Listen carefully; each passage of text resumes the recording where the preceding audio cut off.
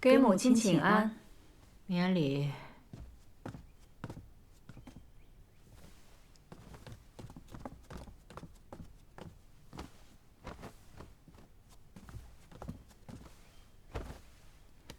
给祖母请安。请起。谢祖母。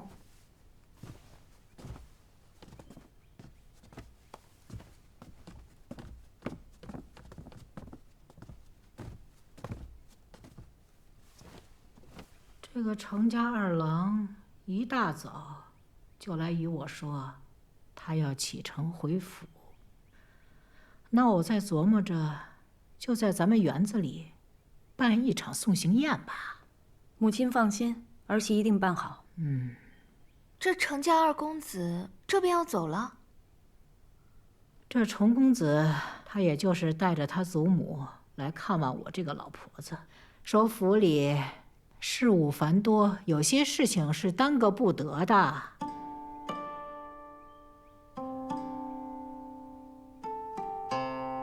行了，我和海如有重要的事要说，你们回吧。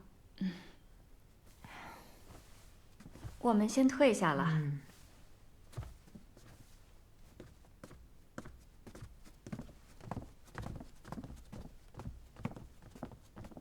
海如，那一具烧焦的尸首，衙门有没有说法了？查不出是何人，但我们罗家素来不与人结怨，衙门推断应该是入室盗窃的小贼。你相信吗？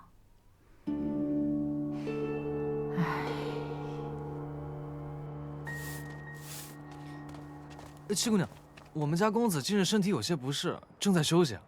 身体不适？哎，七姑娘，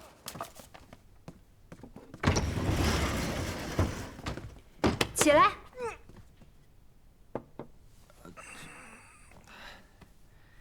怎么了，七妹？你们先出去。没事，出去。是。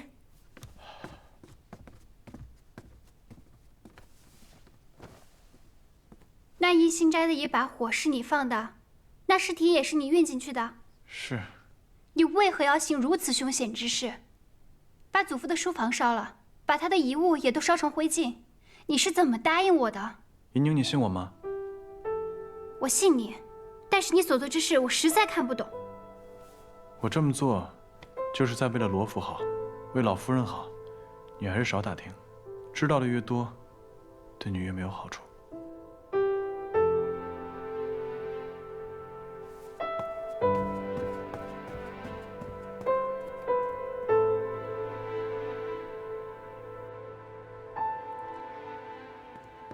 姑娘，看看谁来了。姑娘，青渠，你可回来了？这一路上可还好？一路上还算顺利，我结识了曹帮2个张家兄弟，帮了我不少忙。曹帮？我也是半路才遇到他们的。当时哥哥受伤了，我救了他，他们为了感谢我，就一路上护送我回来。姑娘放心，此2人很可靠。你素来谨慎，我自是信你的。那个孟大夫在哪儿？已经在客栈落脚了，张家兄弟替我看着他呢。好，我去找他。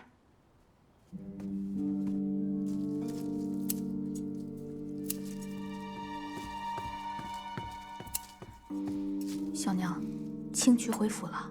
他在海棠院逗留片刻后，七姑娘跟他一同离府了。让五爷跟紧了，这事儿务必办好。是。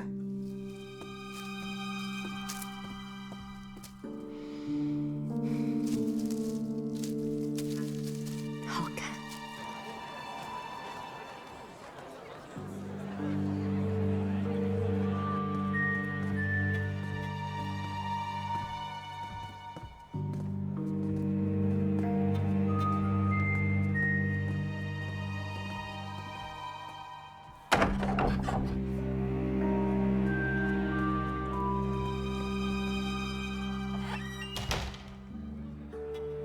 公子，那个乔武已经在楼下张望半天了，我要不去把他收拾了吧？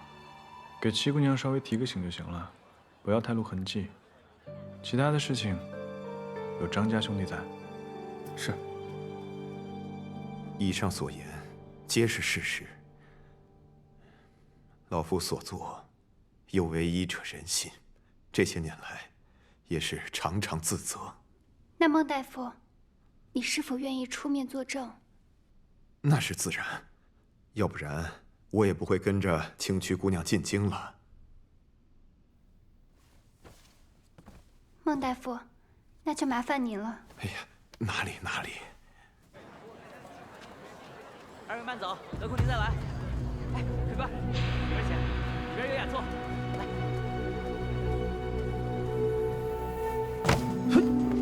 你，哎呦，这不是乔五爷吗？对不住，对不住啊！这小的这光顾着挑货没瞧路，您这是准备吃酒去啊？去，走路不长眼的东西！哎，二位慢走，得空您再来。滚！哎，他是不是想来劫人啊？要不要多找2个人来保护孟大夫？不用，不要让张家兄弟跟孟大夫跟得太紧。若是劫人，就一网打尽；若不是劫人，便看看他们有什么别的招数。走吧。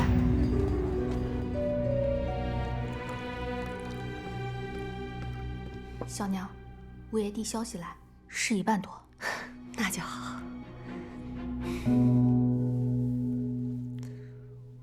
大姐姐身体总算是好些了，都能出来散步了。前几日我去见了你几次都没能见着，可把妹妹担心坏了。还要多谢吴妹妹的安神香，有心了。对姐姐有用就行。大姐姐可是为了程公子病的。吴妹妹，我就是偶感风寒，此事以后别再提了。其实大姐姐你也不用灰心丧气，兴许还有机会呢。程公子马上就要走了，此事以后别再提了吧。是我多嘴了。那是在做什么？林大娘子请了如今京城内最火的戏班子来助兴，程公子毕竟是贵客嘛，宴会也得热闹些。是啊，这府中好久没有这么热闹了。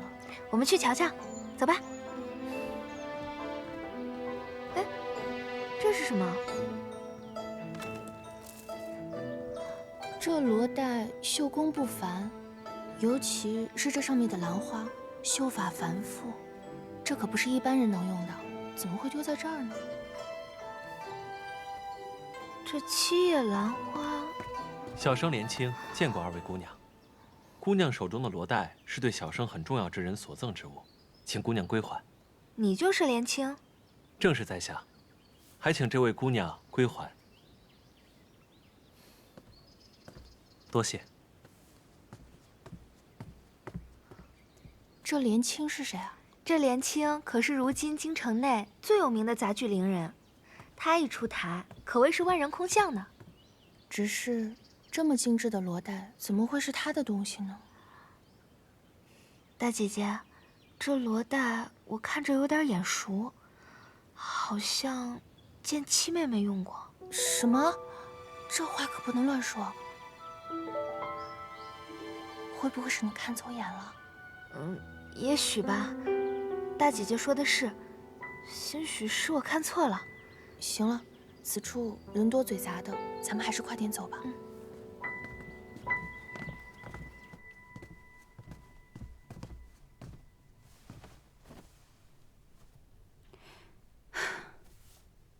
姑娘，你这几日怎么又憔悴了？可是哪里不舒服？没事，我就是觉得有些头疼。这宴席马上就要开始了，您要紧吗？可能是因为昨夜雨太大，有些受凉了吧。你让厨房做一些姜汤，直接带到宴席就好。好，那我先帮您梳头。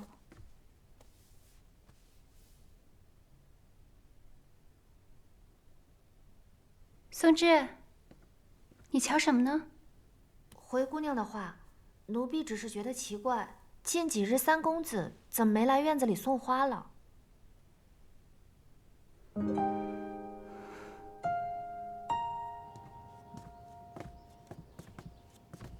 姑娘，昨夜刚下了雨，今日天气又凉了许多，您的身子受得住吗？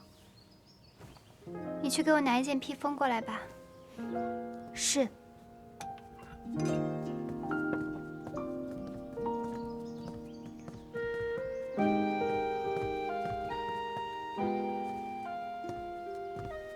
见过三哥。亲妹妹，今日天凉，还是要多穿一些。倒是三哥，整日日理万机的，还是多注意自己的身子吧。对了，我的事情你还是别管了，有些恩怨与你无关。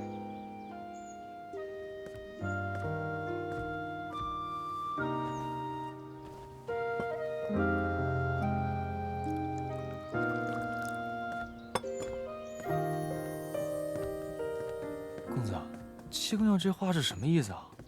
莫不是她已经知道了你在外面忙她的事儿？别多事儿。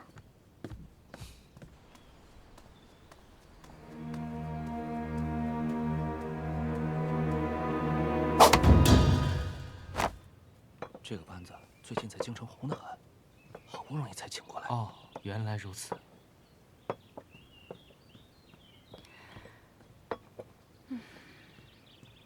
母亲，祖母什么时候来？我好饿呀。再等等吧。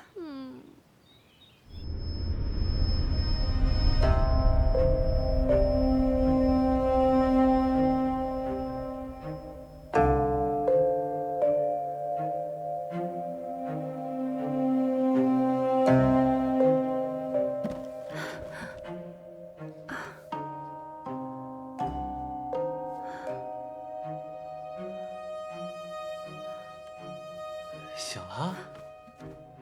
你是谁？我是谁？七姑娘竟然还不知道？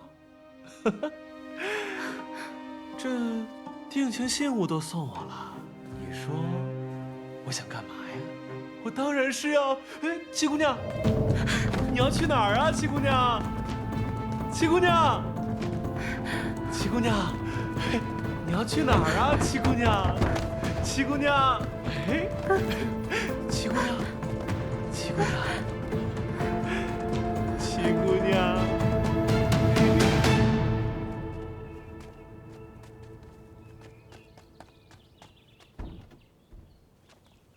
哟，那边怎么有个丫头鬼鬼祟祟的？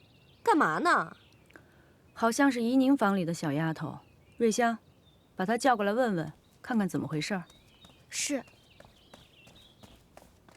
你过来！哎，你跑什么呀？走，快说你在那干嘛？七姑娘让我在偏院门口守着，若有人来了，立马去告诉她。你这话是什么意思？你家姑娘现在在何处？就在里面。就七姑娘一个人在里边？还有一男子。七姑娘，我可想死你了！伤风败俗的孽女，给我滚出来！怎么是你？父亲以为是谁？怡宁呢？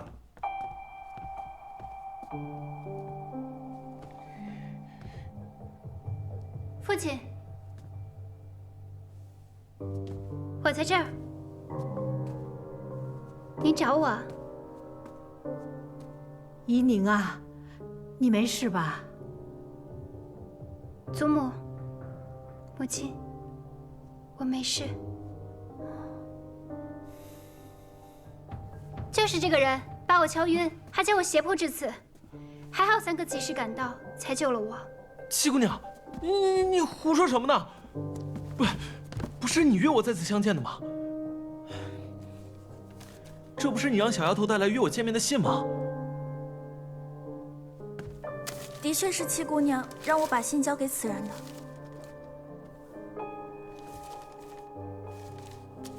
自拈罗带结同心，暖处偏知香气深。盼与君一会，怡宁，你的字迹我是认识的，的确是你写的。还有什么可说的吗？父亲，字迹可能是模仿的。再说了，这小丫头虽然是我院子里的，但并非跟前儿的。这么私密的事情，我怎么可能交与她呢？对啊，贴身丫鬟应该是雪芝。姑娘，不是你说怕雪芝姐姐出面太过显眼，所以让一个衍生的丫头来办吗？哦，对了，还有，这是你我相识时你送我的信物，我一直贴身带着呢。这不是当年我赠予你母亲的罗带吗？这条罗带我见过，我和大姐姐曾在院里捡到过它，正是此人匆忙赶来相认，还说是于他一个很重要的人送他的。此事大姐姐可以作证。这条罗带，我让松枝带去洗晒，洗晒时弄丢了，我还十分心痛。毕竟这是母亲的遗物。住口！不知廉耻！我看你分明就是在狡辩。白管家，在，把七姑娘和这个伶人分别给我关起来。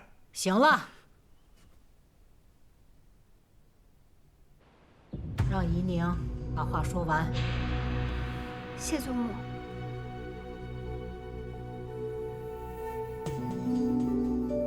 我何时赠予你这罗带？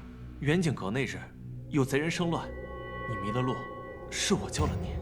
你是如何救我的？那日天气极好，你穿着一件淡黄色的被子，格外的好看。你感激我相救之情，咱俩一见倾心。你赠了我罗带，许下白首盟约，就让我来罗府寻你啊。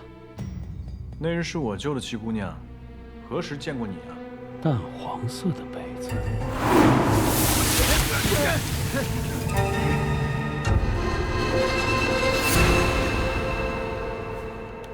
三公子就不必再替我们遮掩了。那是第二天早上我们遇见了你，七姑娘说你是她三哥，凡事呢都要替她遮掩。但如今我与七姑娘之情，就不必再隐藏了吧。七姑娘，你要相信我，我定不会负你的。母亲，家门不幸，我打死你！住手！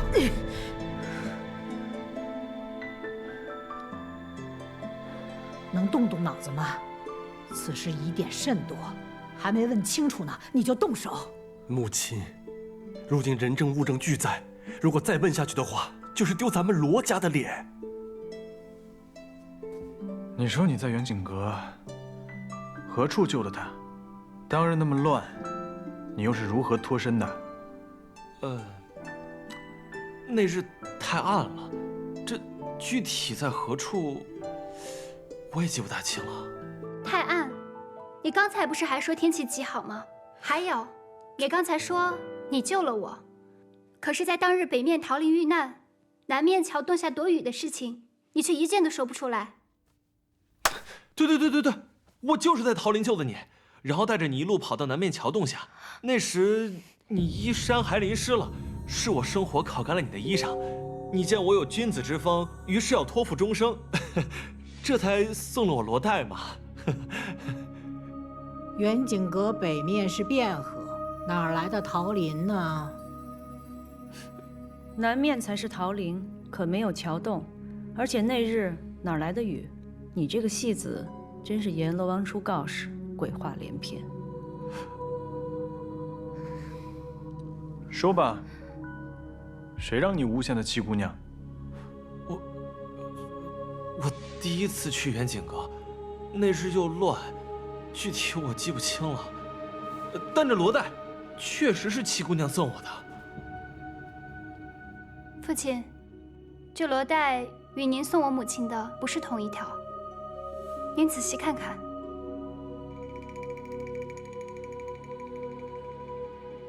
当年我定制了2条，为的是妻妾之别。送给你母亲的是7叶兰花，送给月蝉的是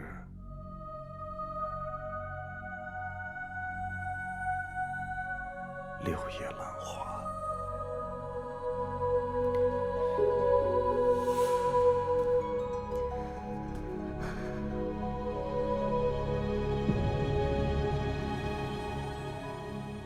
这是我的罗带？不可能，这怎么可能是我的呢？这一定是有人偷了妾身的罗带啊！老爷，你一定要替妾身做主。妾身本以为有人陷害七姑娘，这倒好啊，都怀疑到妾身头上来了。是啊，弟弟，我那日和大姐姐看到了，就是七叶兰花。大姐姐还说这兰花绣得精巧，不信你请大姐姐来一问便知。白管家，在。去请大姑娘过来，然后跟陈公子说，就说。还能说什么？你还能说什么？就说我又病了，宴席往后推，望其海涵吧。是。是。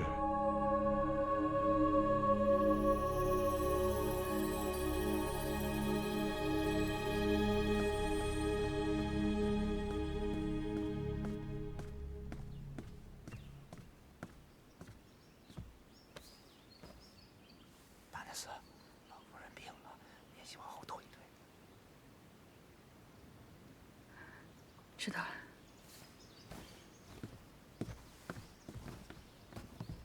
程公子，老夫人突然病倒了，这宴席恐怕要改日了，真是对不住。老夫人病得可要紧，我去看看吧。不劳烦程公子了，现在老夫人的院子里全是人，我也得赶快去伺候着。既是如此，那我也不便多叨扰。今日我就离府，烦请陈大娘子替我转达。多谢程公子。秀儿，你跟山哥快回院子去吧。啊，我也想去。哦，坐吧。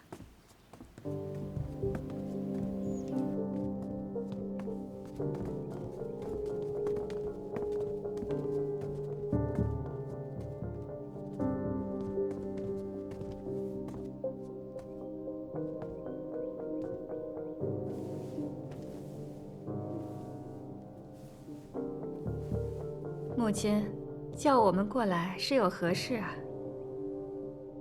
我有些话要问一玉。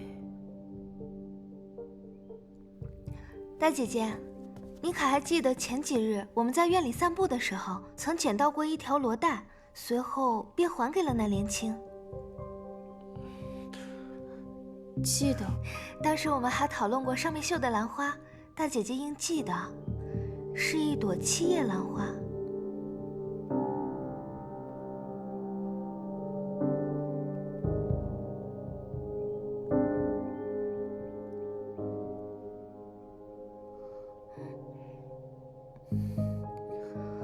我只记得是一朵兰花，但忘了是几叶了。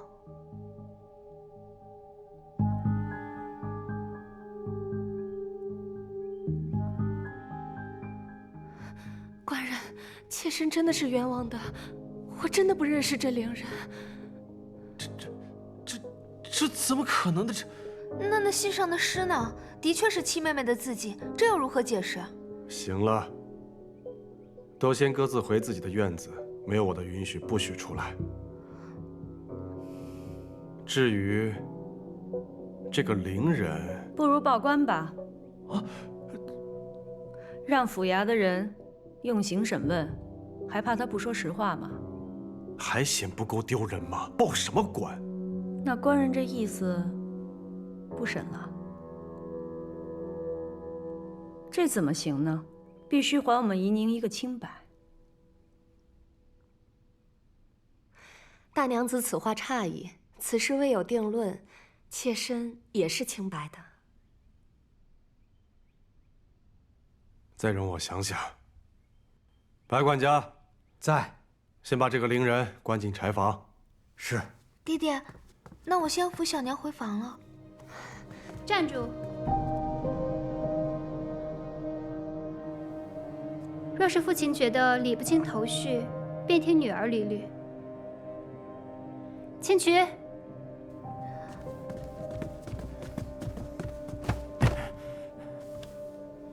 父亲，这位就是陈四，乔五爷的手下，也是之前在木樨堂服侍过的吕妈妈的儿子。那天在远景阁，就是他持刀追我的。是乔五爷吩咐我，听小娘的差遣，去抓七姑娘的。还有我娘的事儿，也是小娘给了我娘1包银子，让我娘去套话的。其他我什么都没有干，求二爷饶我一命。你别血口喷人哈！你还有什么证据吗？我这儿有乔五爷吩咐我替小娘办事的手信，只要把乔五爷往日的信件拿出来比对一下字迹就行。字迹亦能伪造，谁知道是不是你买通了人，特意陷害我小娘的？我姐姐这时候知道自己是可以伪造的了。二爷，事已至此，必须查个水落石出，不能再息事宁人了。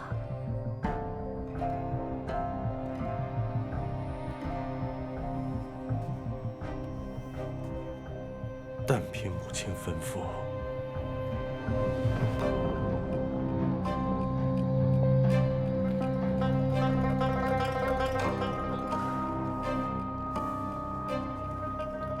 开进堂。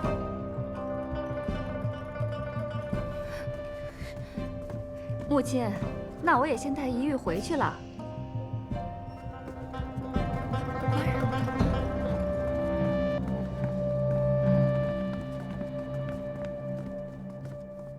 三哥，多谢。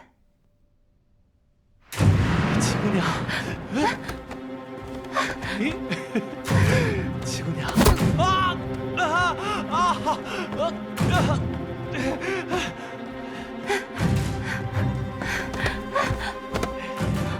七姑娘，七姑娘，你去哪儿了？七姑娘，干什么？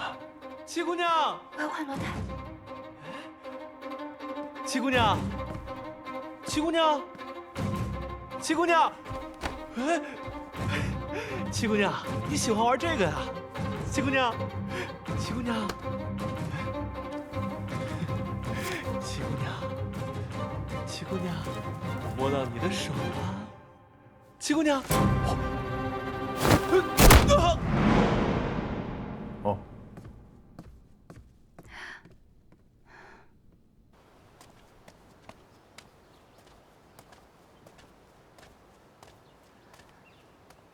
母亲，女儿不是有意要……玉儿，这件事情你做得很好。二房那些鸡飞狗跳的事，我们大房尽量不去掺和。你不愧是我最乖巧懂事的孩子，果然没有让我失望。是，女儿谨记母亲的教诲。你是说，那个像花匠一样的罗三公子，有可能是远景阁和舅舅对阵之人？远景阁那晚正巧出现一男一女，而那女子的确穿着一件淡黄色的衣服。此事，先回去和舅舅禀报了再说。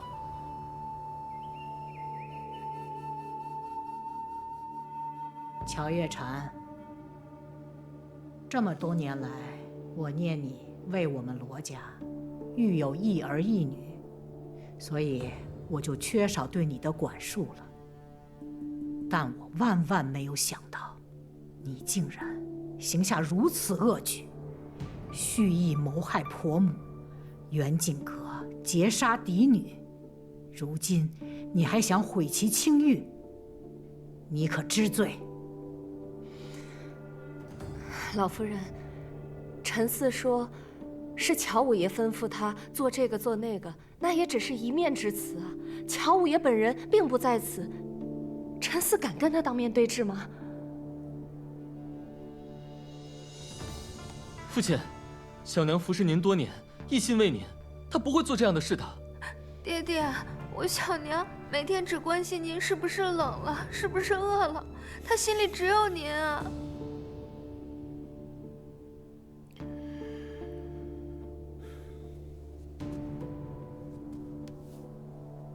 母亲，月禅所言也有道理，不如我们找到乔武，让他们当面对质一番。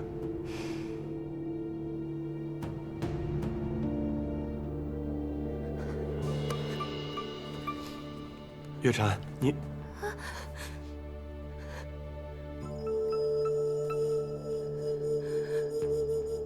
白管家，在，去请大夫过来。是。父亲，不用着急，这大夫马上就来了。大夫来了。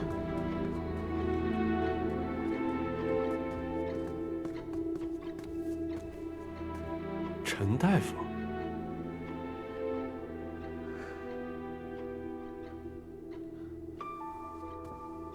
老朽孟和堂见过老夫人，见过罗二爷。没想到10多年不见，二爷还记得老朽。你不是陈大夫吗？怎么姓孟了呢？此事说来惭愧，老朽姓孟，扬州人士，只因乔小娘不愿让旁人知道她和老朽是旧相识，故谎称姓陈。老爷息怒，妾身确实去到扬州找他瞧过病，也只是相信他的医术，又很担心专程从扬州请个大夫进京会遭人诟病，这才请他一名。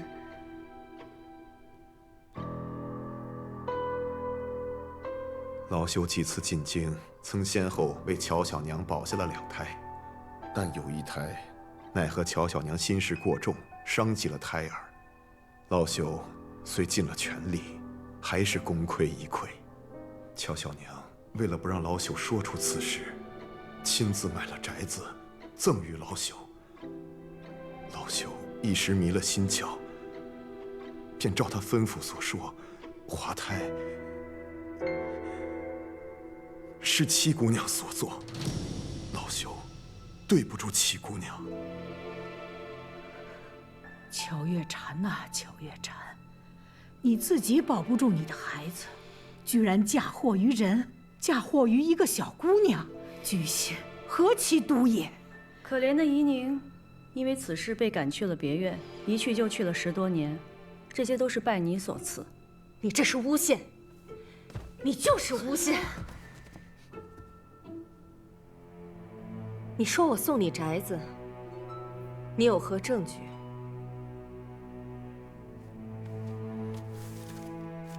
有房契为证。如今写字都可以作假，房契也可以作假。这是你亲手给我的，怎会有假？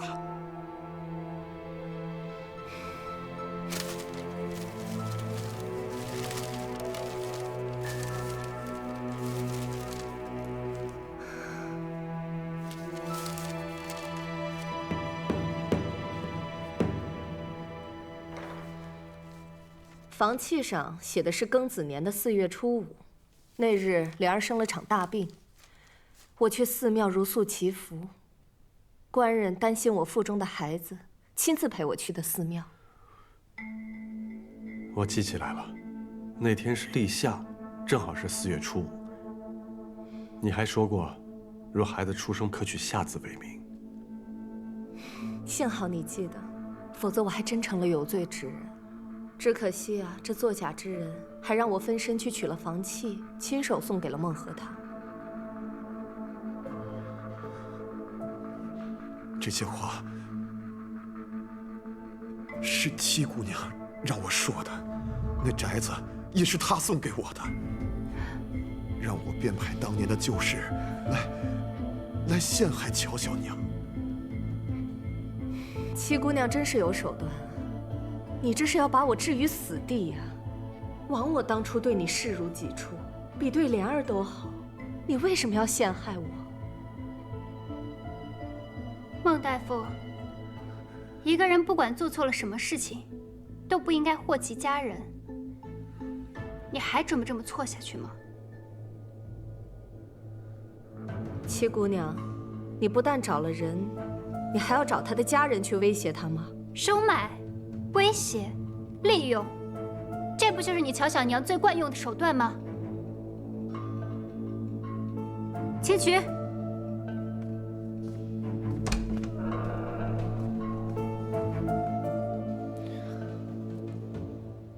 公子，你的伤口甚险了，这样下去让人发现可不得了。张家兄弟把救的人交给青菊了吗？连同乔五爷一起交给进去了。公子，七姑娘能解决的，要不你先回去吧。她能解决，她要解决的方式就是险些把自己给毁掉。公子，你先别生气，小心血流的更多。没事。哎，公子，你没事吧？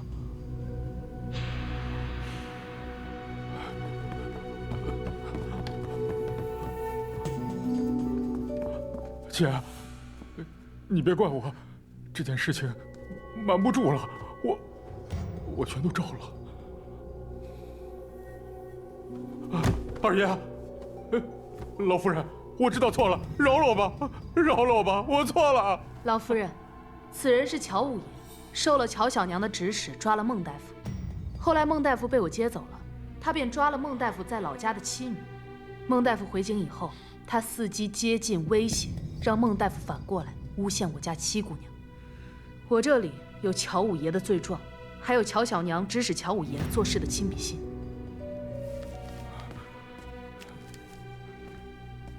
还有她，是乔小娘院子里的李妈妈。当年乔小娘栽赃嫁祸之时，她亦可以作证。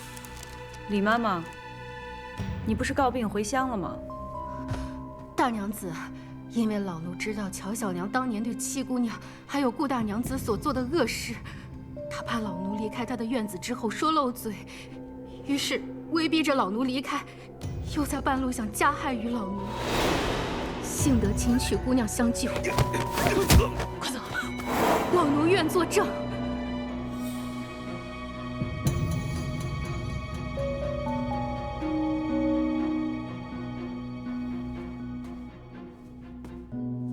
孟大夫，事已至此，你还不想说实话吗？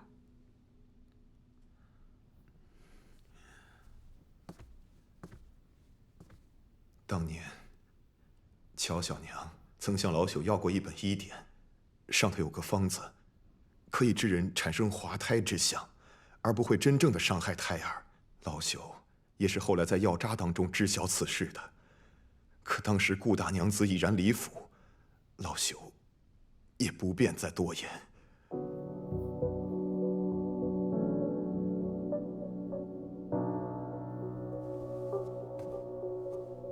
明兰害你之事，都是你自己所为。老朽说，乔小娘这一胎本已保不住，他就用这个来陷害七姑娘，也是真的。还有这些房契，都是乔小娘亲手做的假。乔武抓走了我的妻女，威胁我要用这些假房契来陷害七姑娘，我实在是没有办法呀。公子，这下你可以放心了吧？你为七姑娘的事儿鞍前马后的，真的已经尽心尽力了。哎，公子，公子，咱们先回去。哎，走。来。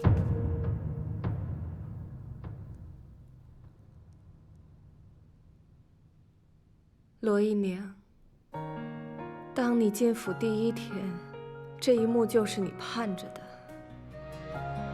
你如愿以偿了。乔小娘，这句话应该是我问你吧？自打我回府以来，你就一直算计，却没想到搬起石头砸了自己的脚。我哪算得过你？仗着罗家嫡女的身份，作威作福，那也比不上小娘心思歹毒。先是害了我母亲，如今又想害我。今天的这一切，都是因为你咎由自取。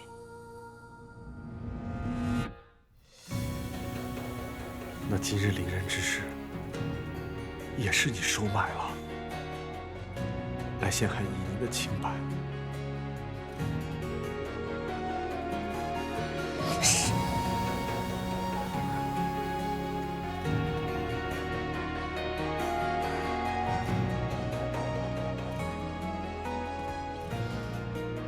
月禅，自从你我初相识起，你便善解人意，知书达理，我视你为知音呐。可你为何变得如此的恶毒？为何？这么多年，我给足你银两体面，我从来就没有亏待过你。为何不说话？你说话呀！你说话呀！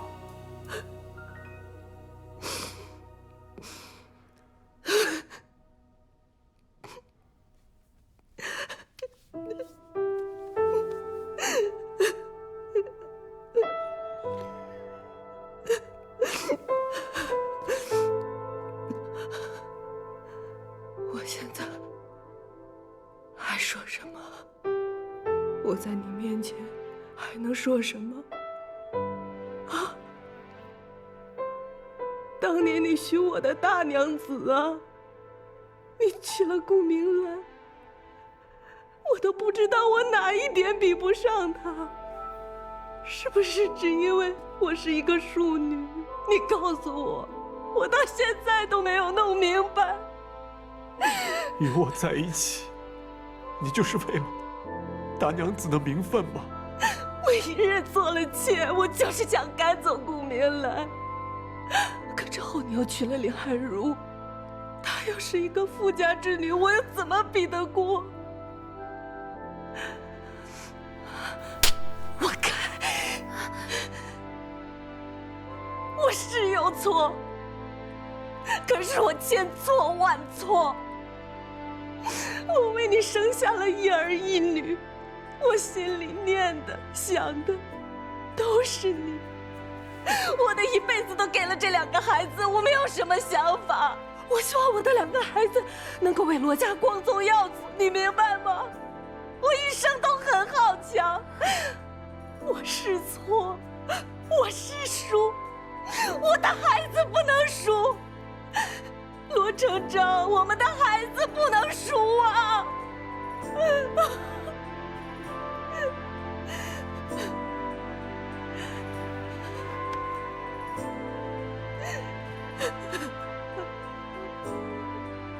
你错了，回不去了。成章啊，过来。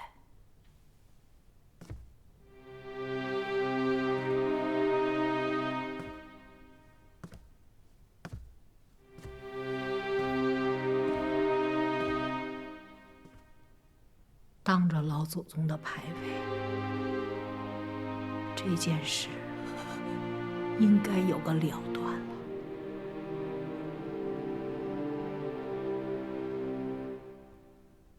你是罗府的一家之主，为了罗府的清誉，为了罗府的门楣，你来发落吧。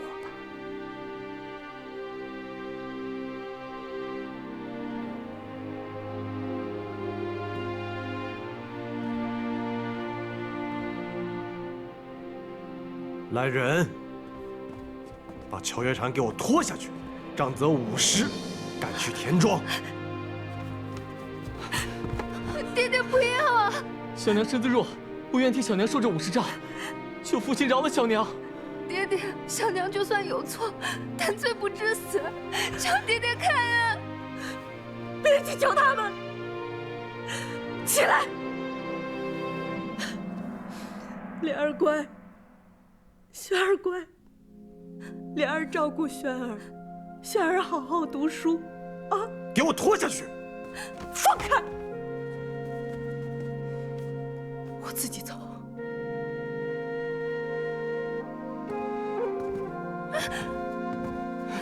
娘，小娘。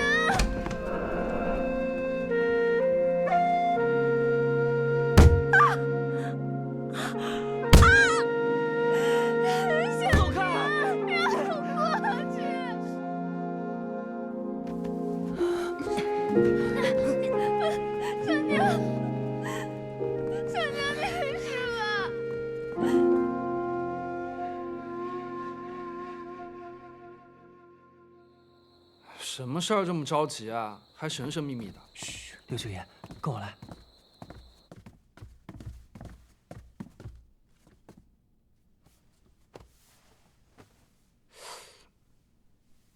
他这伤怎么弄的啊？六舅爷，听说你最会古道药了，有没有什么好用的伤药啊？现成的伤药我也没有啊。你需要什么药告诉我，我去抓。就算找到了药材，制药也需要花时间啊。那你好歹想办法先让我们家公子醒过来啊！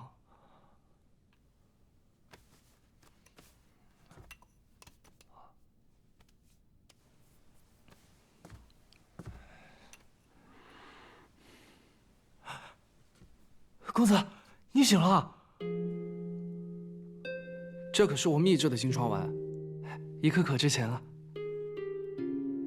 舅舅，费用我会让少安稍后补上，还烦请舅舅不要把今日之事说出去。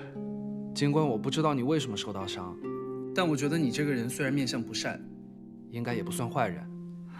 放心了，我不会说出去了。多谢舅舅。你这伤怎么样也得躺2个月才能好，你千万别乱动了。少安，我去写个方子，你陪我去抓药。是，多谢六舅爷。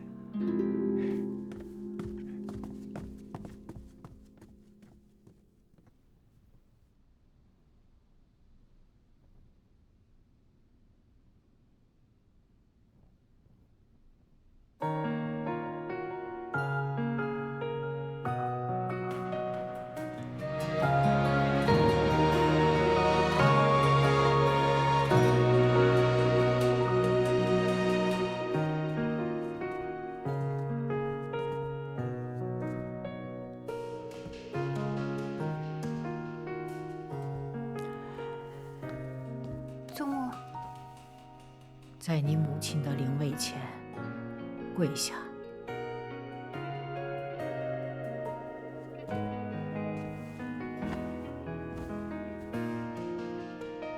你可知错？祖母，我知道今日所行之事极为凶险，可是宜宁不觉得自己做错了。乔小娘陷害我母亲，毁其声誉，杀人诛心，我揭穿她，何错之有？既然你不知道自己错在哪里，那就一直在你母亲灵位前跪着，直到自己想明白了再来回我。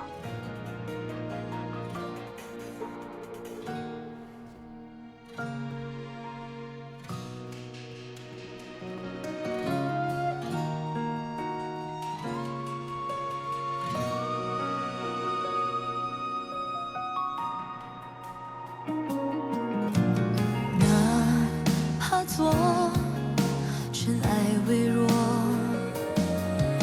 也要飞舞自己的闪烁，穿过无尽的烟火，踏平风波，为你为我围成多少声琥珀。三哥，你也觉得我做的不对吗？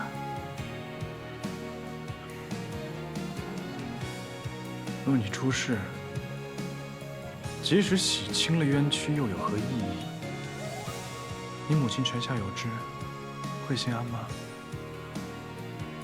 你为母洗冤势在必行，可无论你多心急，都得设法保全住自己。这次是侥幸了，下次呢？人活一世，会有一个又一个的目标想要去达成。倘若你总是这般不计后果，迟早会吃大亏。感谢三哥一直以来对我的相助。你可以说我行事冒失，不计后果，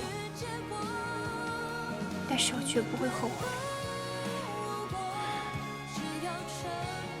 任何事情，无论筹划多久，都会有风险，与其瞻前顾后，不如找一个合适的时机搏一搏。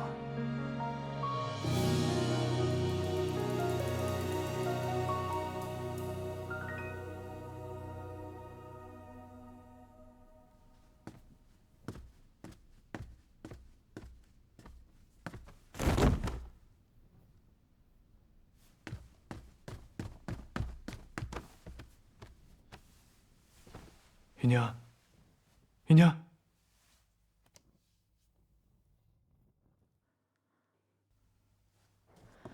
怡宁她怎么了？回老夫人，姑娘她又发高热了。那还不快去请大夫？大娘子，松枝已经去请了。青渠呢？他不是懂医术吗？姑娘吩咐青渠安全地把孟大夫老小送出城，他还没回府。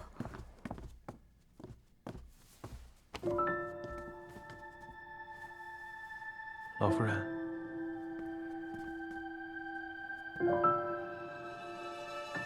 你回去吧，大夫马上就来了。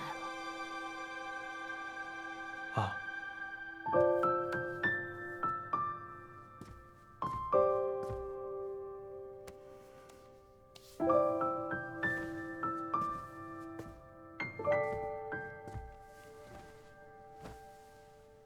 孩子呀，你怎么这么倔呢？你看看，你都烧成这样了，也不肯求个饶，祖母真为你担心啊。李大夫，这边。哦，好。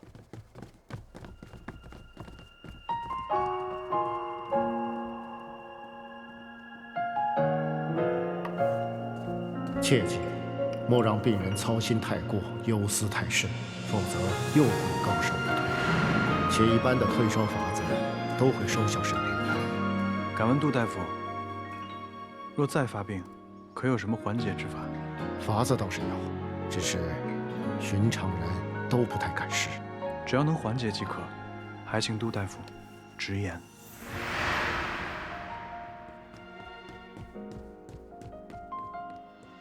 你们家姑娘怎么样了？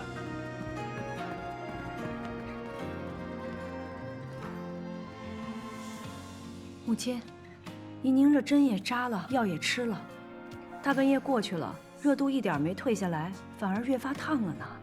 她这个身体啊，要发寒，看来一床被子不够，拿2床被子来。快去！是。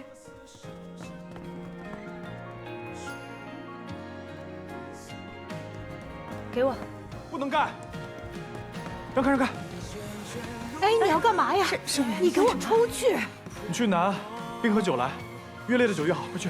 不是，你这是要干什么呀，沈远？万万不可的，他得了风寒，不能在雪上加霜了。难不成你要害他吗？我要是要害他，我让他在经堂跪着就好了，我把他抱回来干什么呢？这不行。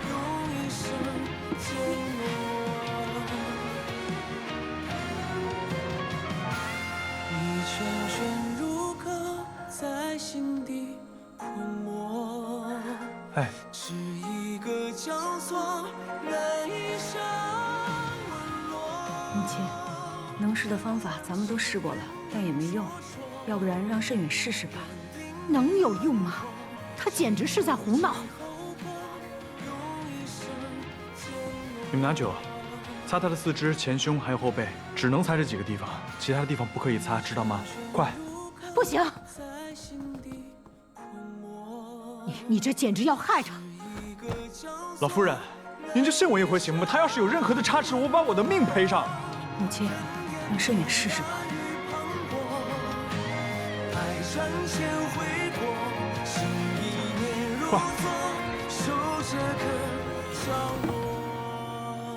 在罗府跟你抢证词的，确定是李应龙。回侯爷，应该是他的那枚扳指，我与他交手几次都见过。而且武功招式也一样，那份烧掉的，确定就是孙成武的证词。这个属下没有看清，但是李应龙拼死保护，应该没错。什么叫应该？什么都应该。不过，这倒让我觉得蹊跷了。李应龙这样一个沿海船队的人，像丧家之犬一样逃到京城。怎么会那么快就摸清了罗府的门路？舅舅怀疑这是故意掩人耳目，可是罗老夫人痛心罗老太爷。还有没有什么其他可疑之人？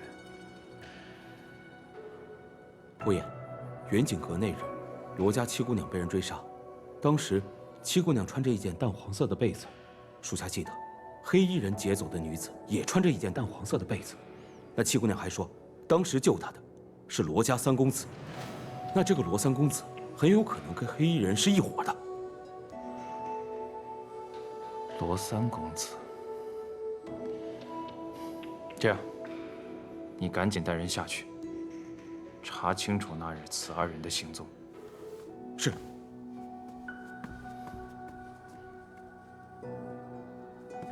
还有事？舅舅，关于那七姑娘，外甥还有一个发现。磨磨唧唧地说。外甥亲眼所见，那七姑娘给罗老夫人剪的一架剪纸屏风，技艺之高超，非常人所能及。不知跟舅舅要找的人有无关系？不过我特意在他面前提到您，原本想试探一下，但他毫无反应，兴许是我多心了。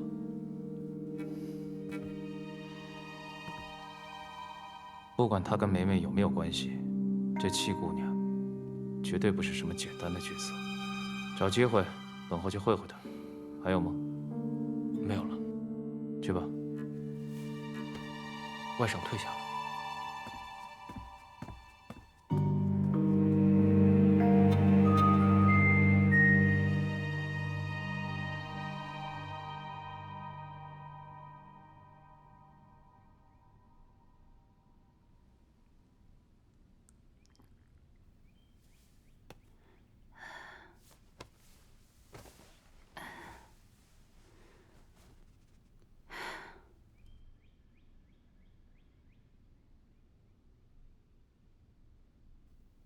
姑娘，你醒了。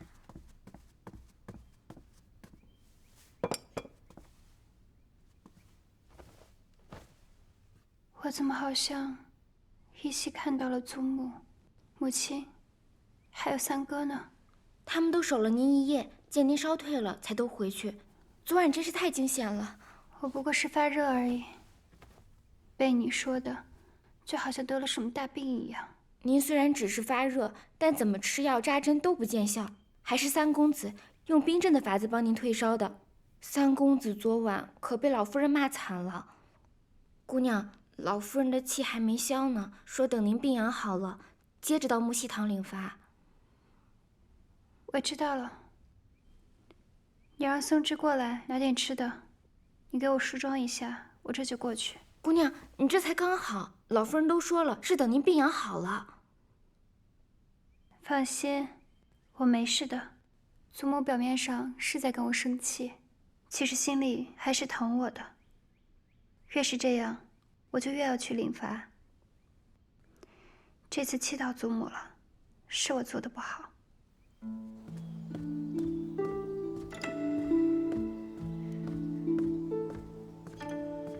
老夫人，怎么样？他醒了呀？已经醒了，喝了粥也服了药，应该没什么大碍了。老夫人放心吧。要不然您去看看？不去。我要是去看他，他更不在意了，以后还会这样。不去。七姑娘，你怎么起来了？老夫人刚还念叨你呢。祖母，祖母，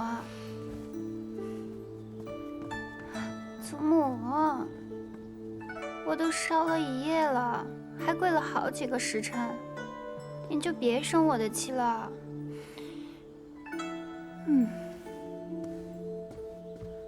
祖母，祖母，哎呀！头好疼啊！我该不会还在发烧吧？我这要把脑袋烧坏了，可怎么办啊？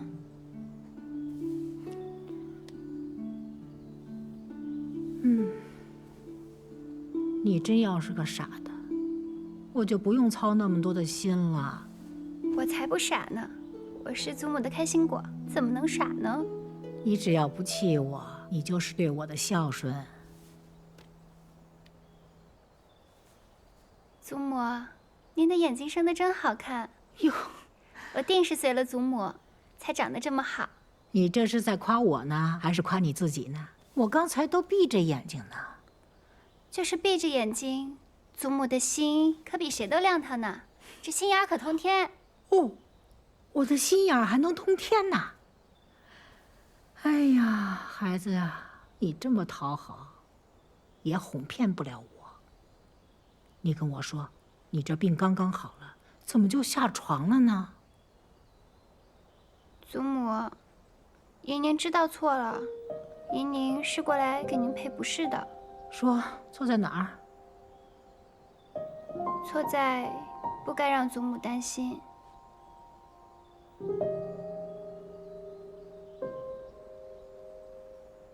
哎，宁儿啊，真是一个乖巧的孩子。这么多年来，一直有一件事让我睡不好，吃不好。我就想，要是当年没为你父亲去顾家求娶，也许你母亲现在还活得好好的呢。祖母，这件事情怎么能怪您呢？可是祖母一直很愧疚。你母亲走的时候把你托付给我，我就想着，我这辈子一定要好好的护你周全。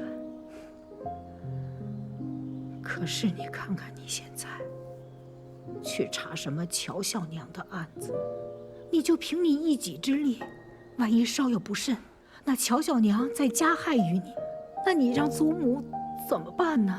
祖母，其实莹莹这次不是单独行事，三哥在我背后一直默默帮助我的。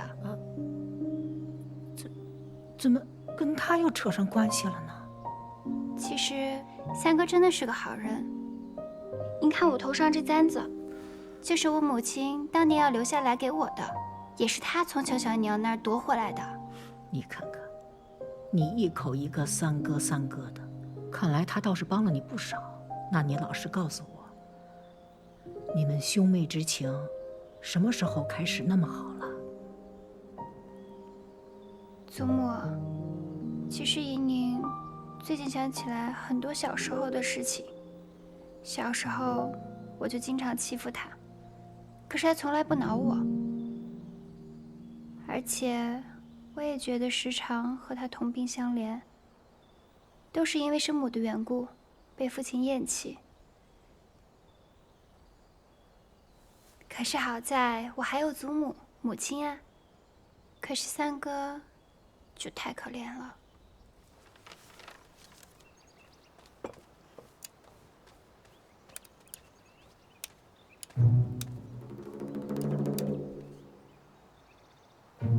拿走吧。大娘子，前2箱已经点完了。把那2箱衣服和鞋子给他拿到屋里去。是，这2箱搬走吧。是。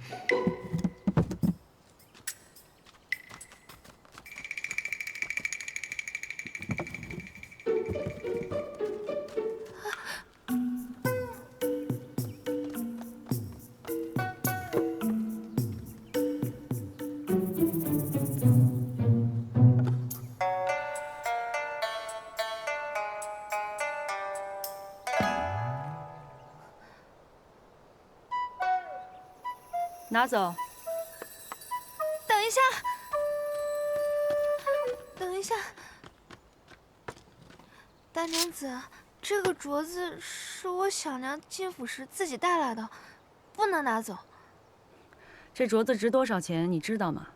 就凭你小娘那个出身，她进府前能有这样的好东西啊？这兴许是爹爹送给我小娘的。那好啊。那我们就去找你父亲当面对质，看看是不是他买的。你小娘这私账上清清楚楚的写着呢，她变卖了顾大娘子的陪嫁，大到屏风，小到衣服首饰，连一双鞋子都不放过，共计800贯。这只镯子是因为实在太贵重，她舍不得卖。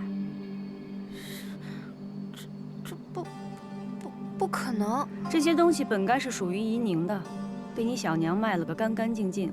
现在东西找不回来了，钱也花了个七七八八。你要是想留住这箱东西，那你拿什么偿还给宜宁呢？还有，他这些年掌管罗府，留下了那么多亏空，自己倒是置办了不少家业。他哪来那么多钱呀？这是我小娘平时省吃俭用。我呸！他的月钱是有定数的，存10辈子也存不了这么多钱。他有几只手，偷了多少钱，你心里没数吗？还请大娘子手下留情，我们碧莲阁这日子总归还是要过下去的。轩哥马上就要参加秋闱考试了，总不能亏待了他吧？你碧莲阁该有的都有，桌椅、屏风、床榻、衣箱都各留了一套。府里按例发放的衣服、鞋子一个都没拿走。我是少了你吃穿，还是没给你们床睡？怎么就亏待他了？姑娘，又要装晕是吧？我告诉你，你少来这套。你要是真不服气，咱们就到大门外把事情摊开了说，让大家评评理。要不然你就别啰嗦，别怪我这个大娘子不容人。把剩下的东西通通搬走，给五姑娘腾个地儿，让她躺下。是。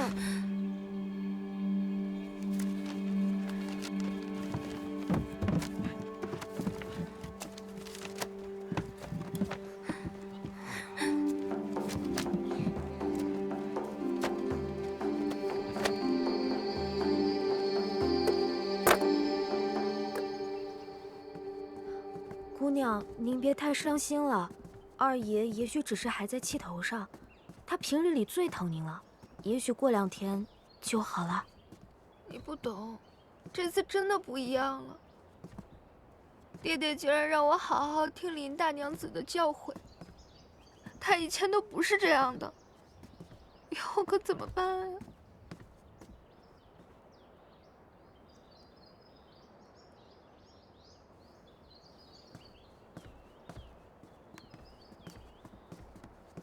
大姐姐为何一个人在此处绣花呀？五妹妹这是刚哭过，眼圈红红的。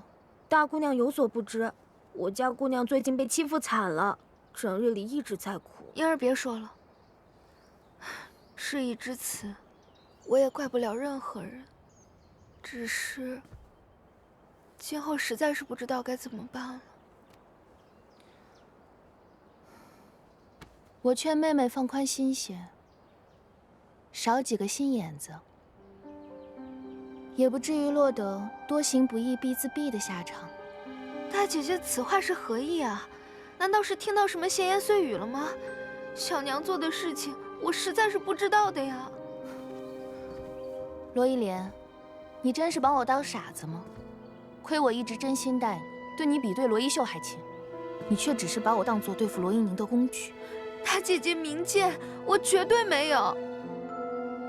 让我去给成郎送诗，又骗我去捡罗带，成天在我面前说你们母女俩是如何被罗一宁母女迫害，你还敢说这些都不是你们母女处心积虑预谋好的？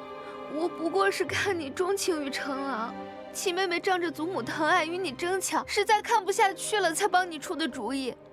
至于那条罗带，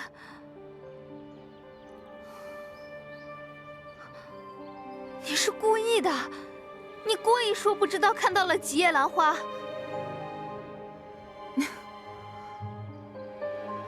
我可不像你，一心只想着害人。我的确不记得当日是几叶兰花。怎么？你不继续扮你的楚楚可怜了？哼！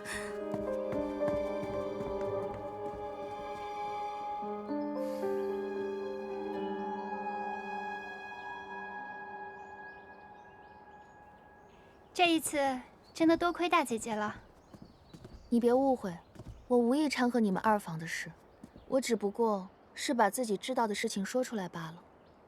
那姐姐悄悄让人给我塞纸条，提醒我罗带的事情，又怎么解释啊？大姐姐的字我还是认得的。行了，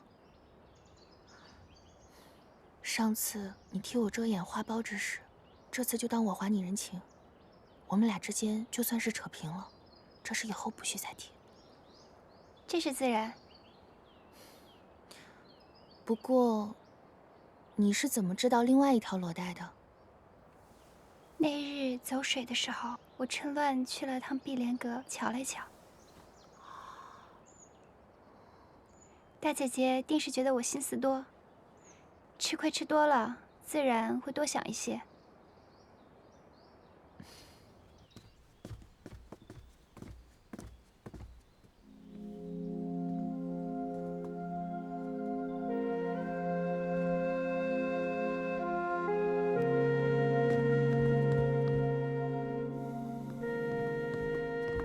父亲，女儿正打算去找您呢。姨宁，为父听说你又病了，身体可好些？多谢父亲关心，女儿好多了。你来找我，是因为你母亲的事吧？女儿知道，父亲一向重视罗府清誉，不会将乔小娘送去官府。对此，女儿也并不强求。这么多年，辛苦你了，是为父错怪你了。只要父亲可以还我母亲一个公道，女儿并不觉得苦。女儿恳求父亲可以开进堂，当众给我母亲一个解释。这是自然，为父已经知道你母亲的清白，为父一定会讨回一个公道。你好好养身体，其他事情就不要管了。雪芝，扶你小姐回去休息。是，姑娘，我们先回去吧。多谢父亲。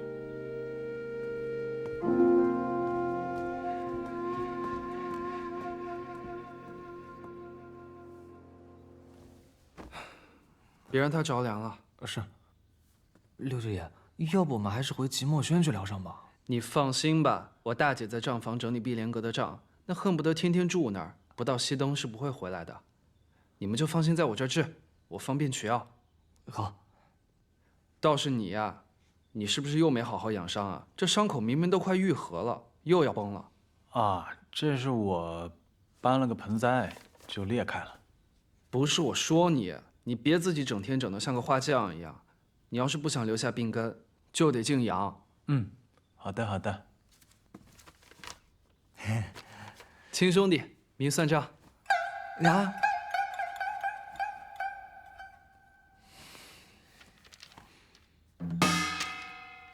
行了，有事儿呢你就让少安找我，我这人帮人帮到底，送佛送到西。好，哎，舅舅，我还真有一事相求。六舅舅，你拿来这么多汤药，我已经喝过许多了，而且今日母亲也给我送来许多汤药，我都已经要喝不完了。你又送来这么多，就不怕给我淹死？你身体初愈，还有些风寒未解，切不能大意啊。我送的这些全都是好不容易买到的上品。这汤药一看就价值不菲。哎，你不是没有钱了吗？我林茂就是再穷，那也不能苦了我亲外甥女啊！我砸锅卖铁也得买给你啊！以后可不许这么破费啦！快喝！我给你保证啊，这个良药不苦口，并且最重要的是，这送药人的心意。像这些苦了吧唧的药就别喝了。哎，六舅爷，这是大娘子特意命人送来的黄芪牡丹汤。不要喝太多也不好，浇浇花挺好的。哎，六舅舅，这可是我们姑娘最爱的秋海棠，要是浇坏了可怎么办？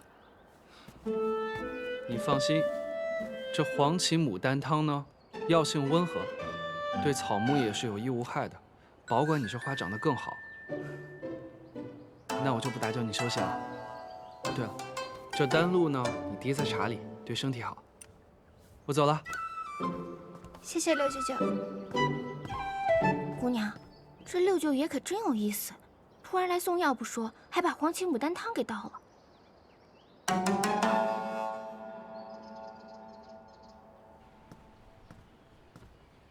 这三外甥送个药还躲躲藏藏的，这俩人该不会真闹别扭了？果然是小辈，幼稚。不过这三外甥哪儿来的药呢？李应龙留下的账本，夏勇师兄好不容易破解了，可他说这只是半本账本，怎么会只有半本呢？那剩下的账本在谁那儿？或许是在他当年哪个同党的手上。他的同党应该都死了呀。公子，那我让齐安去查一查他的同党还有什么亲眷家属之类的。哦，对了，公子，齐安来信还说陆家学的人正在四处打听宴会当晚你和七姑娘的行踪。我们的人按照你的吩咐，说是没瞧见过你俩。他突然打探我们的行踪，那偏院闹事那日，叶岩定是听到了些什么？那他会不会已经怀疑到公子头上了？没事儿，看看他们下一步要做什么吧，见招拆招。三哥，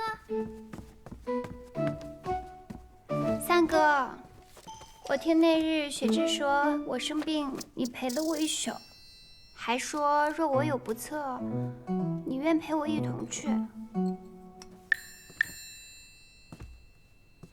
三哥，现在除了母亲和祖母，你便是对我最重要的人了。哎，这也不知道怎么回事，又觉得头不舒服。你说我该不会是又发热了吧？哼哼，我看你是好了。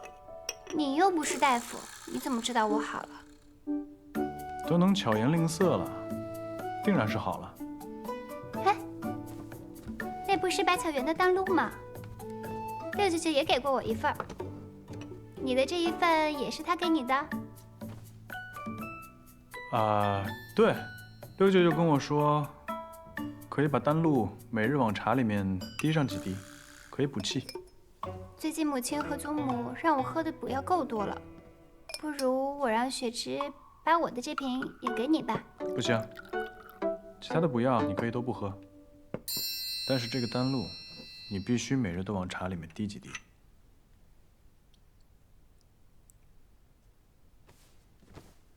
三哥，你是不是不会再生我的气了？那你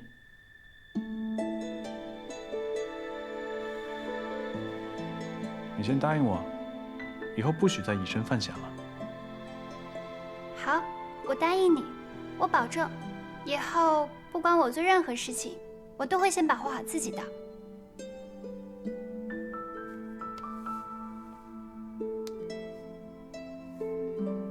喝掉。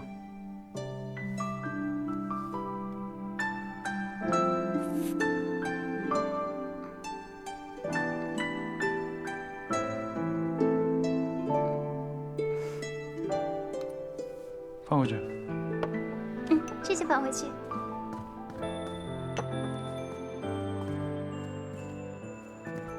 三哥，这龙涎香这么珍贵，你是哪里来的这么多银子？做点小营生，赚些薄利。什么营生？就是一些小买卖，不然我怎么度日啊？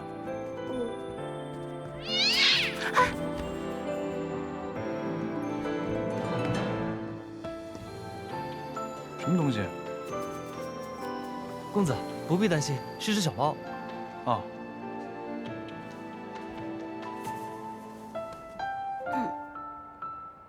没事了，走吧。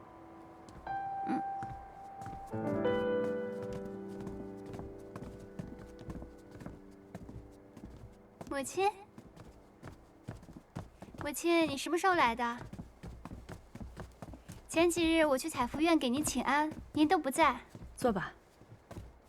您等久了吧？我应该让亲去给您捎个信儿去的。没事儿，这些天呢，我竟在盘点碧莲阁的东西，查出了不少乔小娘的私账，可算是查完了。正好等你的功夫，喝口茶歇歇。大娘子，怡宁，这些全是乔小娘当年私下变卖顾大娘子的陪嫁得来的。我想办法全部都寻过了，可惜时间太久，就换回来这几套首饰。他用变卖的钱置办了些产业，我都处理了，换回这些钱，你先收着。多谢母亲，时隔多年能找回这么多东西，一定费了很多周折。傻孩子啊，我能做的也只有这些。说到底，这些物件也只是个念想。顾大娘子真正希望的是你要过得好。行了，把东西交给你，我就安心了。我要回去让你父亲看看这些私账，让他知道他看中的乔小娘这些年都干了哪些好事儿。想必这些事情父亲也是知道的，只是睁只眼闭只眼罢了。母亲，我送送您吧。不用了，慎远，府里在做新衣，我让人给你送了几套，你回去试试。如果不合身，就过来跟我说，缺什么了，想要什么就告诉我。你是个好孩子。谢谢大娘子。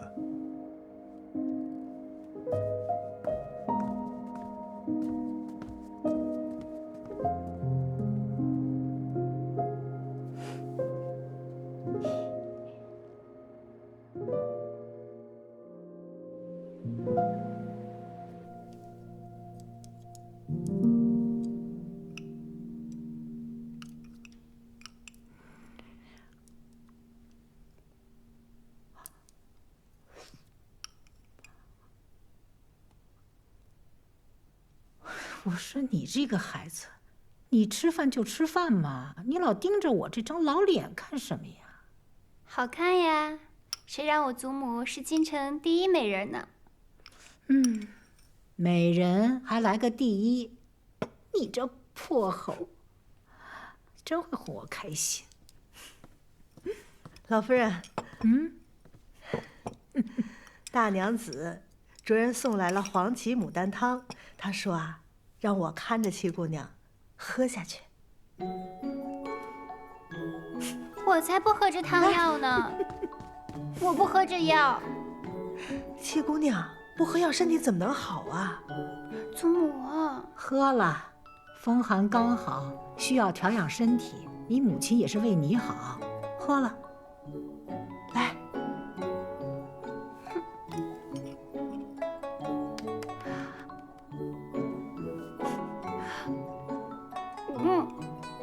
太苦了。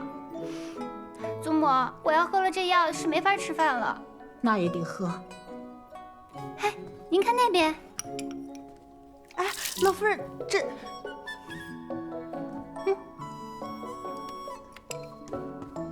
我没看见。你母亲问起来，我什么都不知道，不关我的事，我没看见啊。薛妈妈，你也什么都没看见。